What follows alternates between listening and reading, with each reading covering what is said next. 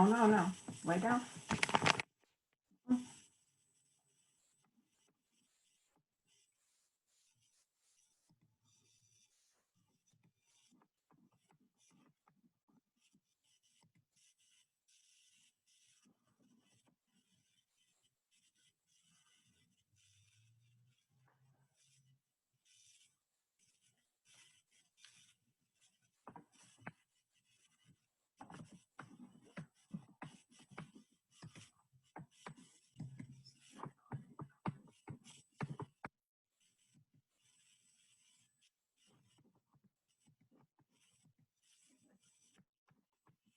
Hello, everybody. This is Sue Barinholtz with Boomer Travel Group, and welcome to episode 3 of Travel Talk. And today we are going to be talking about the cruise industry and what's happening with the cruise industry. We'll have about a 15 or 20-minute talk, and then I will open it up for questions, and you can ask those at the end. Right now, everybody else is muted. So we are going to begin. On Monday, we started this series with episode 1, where we talked about just travel in general and when it's coming back and what's going on with the airline industry. On Wednesday, we talked about hotels and resorts, and both of those recordings are on our website at boomerwomentravel.com. On the main page, you can click and listen to those. And this session should be posted later on this evening as well. So let's just go on with the introduction. And basically, we love travel. We wouldn't be here if we didn't. And we miss it. We really miss traveling. And it's interesting, everything that I'm reading and the research that I'm doing is that travel is going to come back in stages. And first, people in the US are going to want to do some domestic travel. And it could maybe be in their own state, or it could be a driving trip to another state. Most people have families in other states and they really miss them. So they want to go visit their families or just take a vacation inside the US. And that's with flights as well as driving. Flights seem to be the least impacted by all of the challenges around COVID, in that it's usually just you go on 1 or 2 planes and then you're there, as opposed to maybe taking a few days to drive, multiple stops at multiple gas stations, restaurants, and hotels, where you have a lot of high touch areas. So we will be traveling again, and hopefully soon after the domestic travel, people are going to start to do international travel, and cruises will come back as well. But right now, the only thing that you can do is domestic travel. And we, most of you know that we have been known as Boomer Women Travel, where we take women around the world on trips and they get to meet friends and really have a good time in our small groups that I lead. And we'll still be doing that in a big way, probably starting in 2021.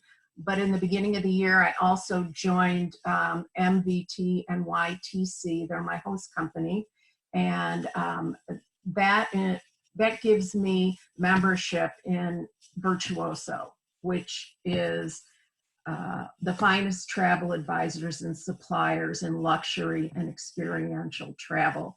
And I can get offers and extras that you can't really get on your own being a member of the Virtuoso network. So I'll be telling more about that in the weeks to come.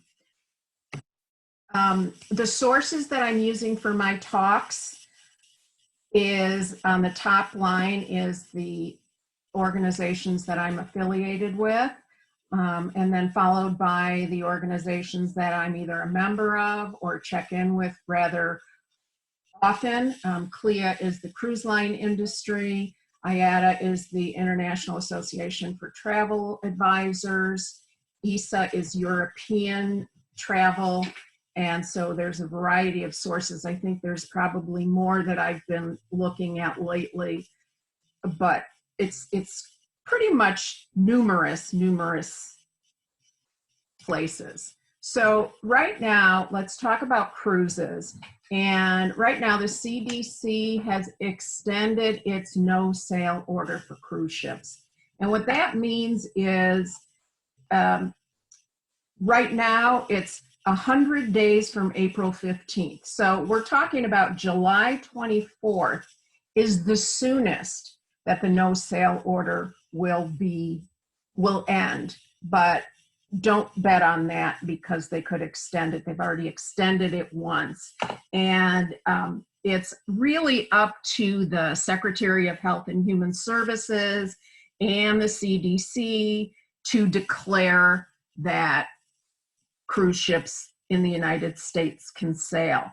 And what's really interesting is the cruise industry was running pretty much at 100 miles an hour. Everybody was really doing great. The ships were pretty full. And then it all came to a screeching halt literally overnight. And as you probably have read, a lot of crew members are still on cruise ships, although they are being let off as soon as I think tomorrow for the United States.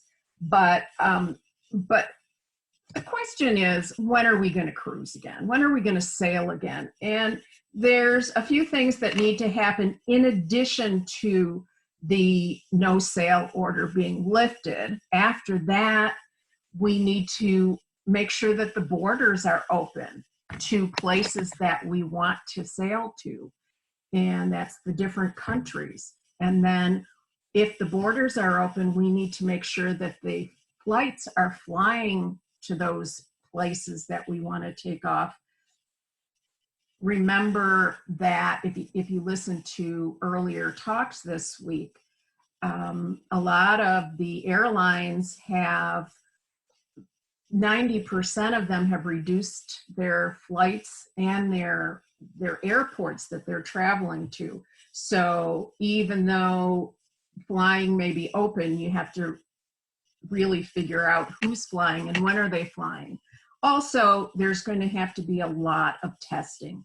And some are talking about sending test kits to their passengers to test before they get on board. And then testing them again when they do get on board. I want to stress that no cruise line has actually put in place any new requirements or any new procedures. They are working on them. So when I talk about what's going to happen, it's based on what they're starting to propose. But interestingly enough, the other day, Back to Normal survey was conducted by Sports and Leisure Research Group. And they found that 58% of Americans who took a cruise in the past year would go on a cruise right now in spite of widespread health concerns from COVID-19. So people that love cruises want to cruise. They want to go right now. And that's really, I know a lot of people either love cruises or hate cruises. There aren't a lot of people that are either way, but when you think about cruises, you want to think about the size of the ships and what is going to be required for them to make the changes that they need to make. So let's talk about, for example, the world's largest ship, which is the Symphony of the Seas. It's a Royal Caribbean part of the fleet. It is 238 feet tall and expands 1,188 feet long. I mean, it's hard to really put your head around how big that is, but there are 5,518 guests on board, and 28 additional balcony rooms that overlook the ocean. They have a signature boardwalk neighborhood. Just look at this graphic for a minute, what they put out, and how really big. It's taller than Mount Rushmore, and it's all these individual pieces, and it is definitely, when they've said before, it is a mini city at sea. This is more than a mini city at sea. So if you think about all of the changes in the protocols that need to happen on a ship that size, and then you have the smallest ship, which is the Scorpius 2, and that is 1,200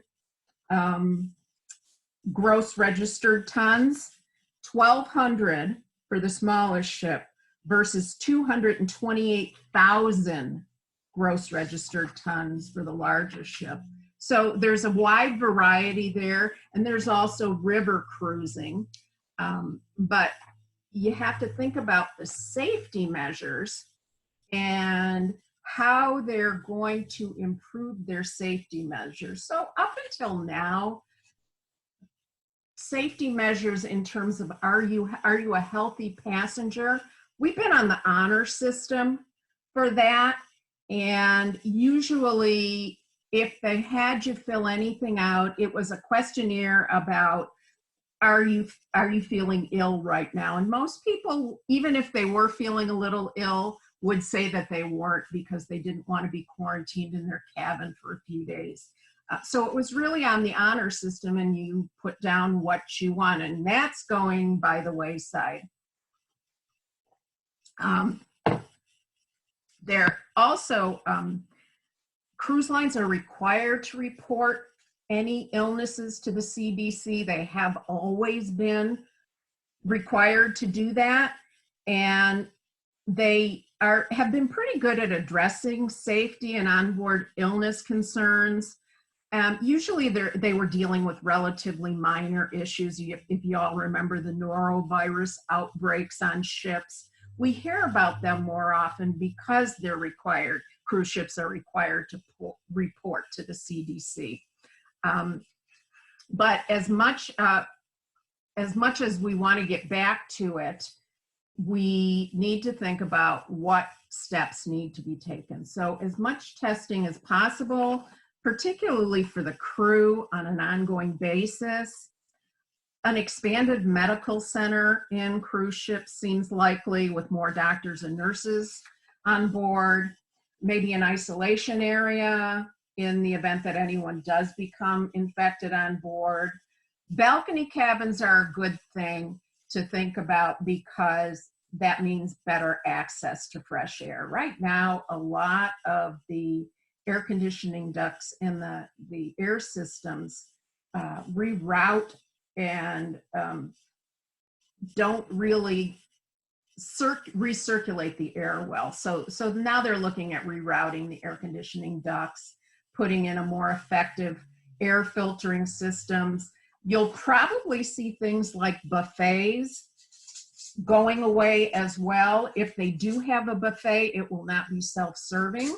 It will be a waiter or a wait person that brings the food to you. And maybe even we say goodbye to salt and pepper shakers and cloth napkins and silverware, just sitting at the table waiting for you to sit down. And maybe even self-service drink and ice cream stations might be not self-service anymore. They might be manned by a crew member.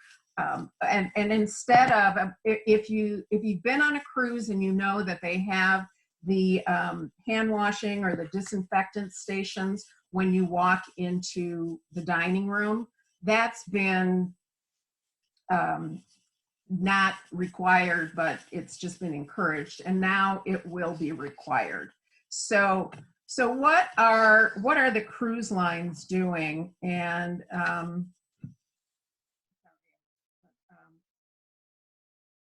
In terms of the different cruise lines, they have some anticipated start dates, but again, they're not going anywhere until that sail order is lifted and all of the safety and health requirements are put in place. But Avalon Waterways seems to have a good plan. They're currently planned to start on September 1st.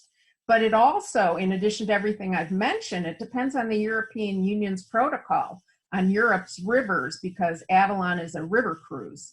And even more than that, the ability for North Americans to be able to travel to Europe. So they developed a new, what they're calling Avalon Assurance Program.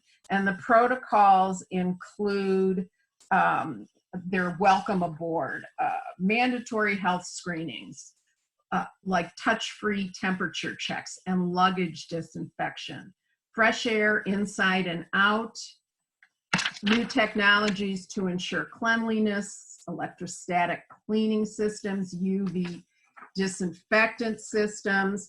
Another process that they're implementing is calling touching hearts, not hands, which is more risk-free and hands-free services on board, such as more hand sanitizer stations, replacing the buffet and the self-serve stations with crew services, hourly disinfectant as a minimum in all public area. They're going to reduce, they as well as probably all of the ships are going to reduce their capacity and have less cruisers on board and offer alternative dining venues, as well as providing guests and crews with masks to use, deep cleaning, disinfecting, turnover rooms, and think about just all the things. They have bicycles, they have umbrellas, things like that need to be disinfected and after each use, and also focusing on crew health and education and medical screening and certificates of health, new social distancing in the crew living quarters, ongoing training, which is really key to all of this, is how are these providers training their staff. And so that is that particular. Carnival has a tentative date. They're the first ones to come out and say, we are planning on having our first sailing August 1st. Again, it depends on if the no sail rule is lifted. But they're planning to start sailing 8 ships from Miami, Port Canaveral, and Galveston, and then sailing at some of their home ports, like some other places, are going to be paused until August 31st.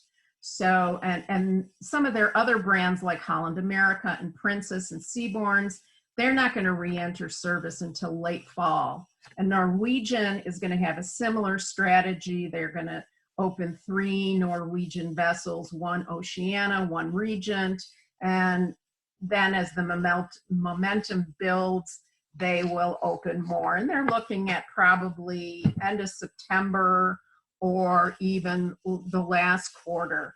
So, excuse me.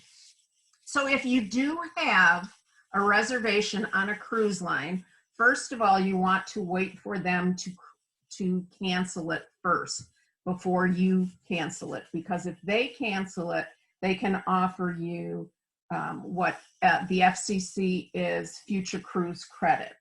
And you wouldn't get some of these offers if you tried to cancel yourself. But most of the cruise lines are offering a future cruise credit of about 125% of the cruise fare. And it's usually the default option. So if you have a reservation and you want to take that 125%, just don't do anything and it'll kind of show up in your cruise account, but it'll take a while. So you might just want to be in touch with the cruise line to see, but you have to be so careful about the deadlines and the dates. These bonuses do have time limitations, so you have to check the dates and the terms and the conditions and any of these offers. So for example, I had some guests that were booked on a Regent cruise, to Alaska, 2 couples that were leaving next month. And it took me about 8 hours to do all of this research because it's not as simple as 125% future cruise credit or 100% refund now. There are so many details that apply to this. And what ended up happening for these 2 couples is they actually had a land package that they paid for, as well as the 7-day cruise. Now, the future cruise credit is really just that. It's on a future cruise. It's not on the land package. So even though they will get 125% future cruise credit on the amount that they paid for just the cruise portion of it, they can't use that for the land portion, at least not yet. They said that they may be changing that next month, but if you wanted a 100% refund, you had to make that decision by May 8th. So you have to take a lot of those things into consideration. If, for example, they took the 125% future cruise credit and they're going to upgrade their cabin just because they want to, they'll still have about $3,000 or $4,000 in future cruise credits. And if they can't use that for the land portion, then they're going to have to spend another $5,000 per couple on the land portion and still use that future cruise credit. They have to book it by the end of 21 and sail by the end of 22. So one of the couples who'd never been on a cruise before said, they're asking me to make a decision based on, I have to make my reservations for a future cruise before I've even taken my first cruise. So you have to be really careful when you're thinking about refund or 100%. Carnival isn't offering a refund. They're offering what they call future onboard credit of $300 per cabin for cruises 5 days or less, and $600 per cabin for cruises of 6 days or more. And they have to use this onboard credit on cruises up until December 31st, 2022. However, they have to book the cruise by December 31st of this year. So those are some other things. Norwegian is offering those that take the future cruise credit also a 20% discount on future cruises. And Princess is offering Alaska cruisers an additional $150 per person onboard credit if they book on Alaska cruise for the next year. Celebrity and Royal Caribbean are offering cruisers the option to transfer monies that were paid for shore excursions and other onboard packages into a value of 125% onboard credit for their next cruise. So again, different cruise lines are doing different things. You can choose to get the 100% refund now back to your original form of payment, provided that time hasn't expired yet, depending on when you're scheduled to go. But you also want to know that it's going to take probably closer to 90 days to see that refund on your credit card, just because they're so backed up and they have so many things that they need to tend to. So decisions on future cruise credits or not. And that is pretty much our information that we have, the latest information that we have on what's going on in the cruise industry. In a minute, I'll open it up for questions, but I wanted to remind you that on Monday, we're going to be talking about reward points and frequent flyer miles and how those are being affected. And on Wednesday, we're going to talk about the Airbnb and VRBO, the other booking options when you do your own booking with these private companies and how that is going to impact and affect everything. So if you have any specific questions about either one of those topics, please send me an email. And if you have any questions about anything that has to do with travel, let me know. Give me an email or a phone call. If you need help with anything, if you have any cruise reservations and you're not getting the help that you need, let me know. I can help you, and I can run intermediary for there. So that is the information that we have. I'm going to stop my share, and I'm going to mute everybody. And hello, hello, hello. Hi. And so everybody's coming online now. So let's see. Let's do that. Okay. So, does anybody have any specific questions right now? I do, Sue. This is Kathy. Hi, Kathy. Hello. I was wondering, do you anticipate the cruise lines to remain solvent? That they will be able to take this hit of having 6 or more months of no revenue? Some of that, it's a good question. Some of them, just like all the rest of the industry, and I haven't read as much about the cruise lines as I have about airlines or hotel industry, that some of them are expected to close. I haven't really read anything about that, but there are not the stimulus packages that the airlines have received, but they are receiving monies from a variety of sources, and that's how they're keeping solvent. The other one, and that's why they're doing the 125% future cruise credit, because they want to give you an incentive to let them keep your money. Keep your money, right? Well, Yeah. And I asked that for a couple. One, because, you know, should we go ahead and take advantage of that? You kind of covered it. The other was that I'm getting pretty much daily offers from a couple of the cruise lines offering for pretty significant discounts or credits if you book this month for travel in 2021. Mhm. And so it's just kind of like, wow, if I put more money into you guys and then you're not solvent, it doesn't help me if you said, oh, there's a cruise guarantee and we'll give you, you know, X amount more if we have to cancel or you do.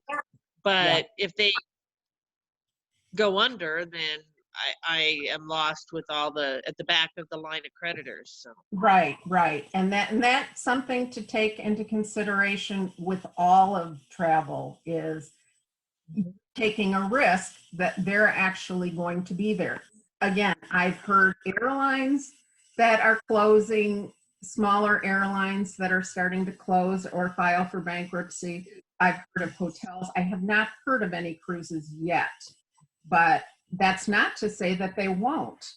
And so you just have to take a chance if you want, and that's why they're sending out these offers. They want you to take a chance, and they want you to give them more money so that they can continue to offer things. It's also taking them 6 weeks, a good 6 weeks, to get you your refund. I just canceled. Well, I didn't just cancel, but I had a cruise scheduled to go to Alaska next week, and we requested the refund immediately right when they officially canceled our cruise, and we just got the refund today. We did it like almost at the end of March, and it just came through on our credit card today. So it's also taking them a really long time to get the money back. And Jennifer, from everything that I'm hearing, that's very quick, because they told me, so that would be 45 days. And they told me with my clients, so when you get the 125% cruise credit, you're going to get your taxes back in cash or however you paid. But it's taking up to 90 days for a lot of people to get back. So I'm glad you did get yours back. Yeah, and we also had booked separately travel insurance. And I just, when it all got canceled, I went online to cancel that as well. And it was with Travel Guard, and they had said that their policy is if you don't cancel within, I think it was like 15 days or 2 weeks of purchasing the Right. policy, they won't give you a refund, but they did give me a credit towards Right. another policy for, I think that's good for 2 years or something Right. like that. And that's another thing, is that you have to be very careful with travel insurance. And a lot of the travel insurance vendors, and we'll talk about that next week, but a lot of the travel insurance vendors are now saying, if a cruise line cancels, we're not going to give you your money back. So I'm getting these emails from the different vendors pretty much weekly on what the different travel insurance vendors are doing. So you want to be really up on that. So with my clients, one of them booked travel insurance with the cruise line, and one of them booked with Travel Guard, the same one. And I've been dealing mostly with TravelX with my clients, but I'm starting to look at Travel Guard as well. Now, Travel Guard said, as long as you have the new dates for the cruise that they're going to be taking in the future before they were originally set to sail, which was this June 20th, then you can just go in and change the dates. So they were able to do that, but they would not give a refund. Now, for the one that they purchased through the cruise line, they refund that with your taxes. And but it also, on this particular cruise line, the insurance was twice as much as going with your Third party. So yeah. Anybody else have any questions? Anybody else seems to be quiet. Well, that's good. All right. Well, I hope that you can join on Monday. As I said, this recording will be up hopefully by tonight. We have Monday and Wednesdays, this past Monday and Wednesdays episodes already up on the website. And tune in next week. I'll send you a reminder email. And again, send me any questions that you have, or if you need help with anything. And thanks again for being here. Have a nice Thank you. Bye-bye. Thank you.